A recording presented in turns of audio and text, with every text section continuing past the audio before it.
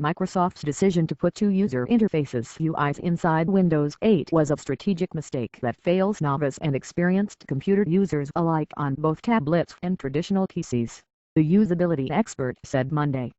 That was the true strategic mistake, that they could do one Windows on both tablets and PCs, said Jacob Nielsen, the usability expert with nearly 80 U.S. patents to his name.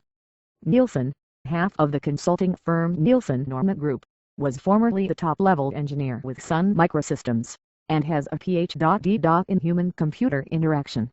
Windows 8 has low usability, amazingly low usability, Nielsen said in an interview Monday, ticking off a host of problems with the UIs of both the Windows 8 Store interface, formerly modern, before that Metro, and the classic desktop that's a revamp of Windows 7. In a Monday blog post, Nielsen cited issues such as the dual UIs, and the human memory load that results, the lack of multiple windows in the Windows 8 Store touch-oriented mode, hidden commands, low information density, and error-prone gestures. Several weeks ago, Nielsen accused Microsoft of throwing users under the bus with Windows 8. Yesterday, he reasserted that Windows 8 is a UI mess, one that confuses and confounds users, even those familiar with Windows. And unlike many reviewers and Microsoft pundits, he contended that the Redmond wash developer got it wrong even on the touch part of the operating system, which is virtually the only mode available on Windows Root, the operating system spin-off that powers tablets such as Microsoft's own Surface Root.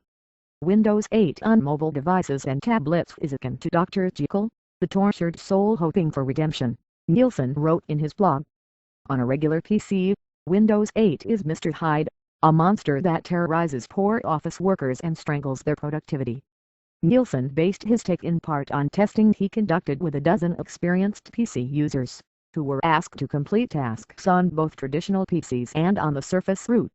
I had hoped that the outcome was that Windows Root was great on the Surface Root, Nielsen said in the interview. After all, that's what it was made for. But testing revealed that users had serious and persistent problems figuring out what Windows Root wanted from them, and were challenged by relatively simple chores.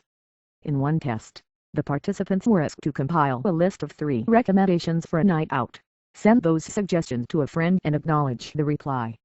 That was enormously complicated on the Surface Root because of the single-window model, said Nielsen, referring to the one-window-at-a-time UI for Windows Root apps.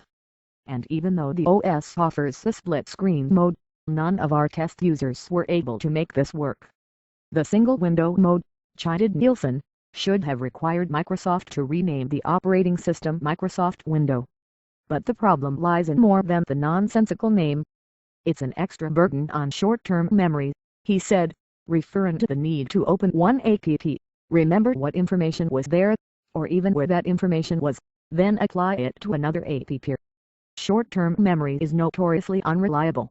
Even something you do at home, maybe research a vacation, is difficult to do because it requires comparing and collecting information across multiple windows,